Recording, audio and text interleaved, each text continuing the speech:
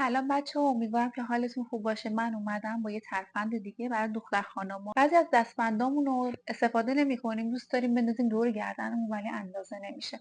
به نظرت چه راهی داره؟ یه زنجیر ساده برمی‌داری، کنی دستبند تو قفلشو باز می‌کنی میندازی دور زنجیرت. درسته؟ این شکلی میشه. درسته؟ چون که من یه چند تا دست ندارم مجبورم با دندون. بعد این یکی رو اینو میندازی توی این حلقه. این انداخت توی حلقه.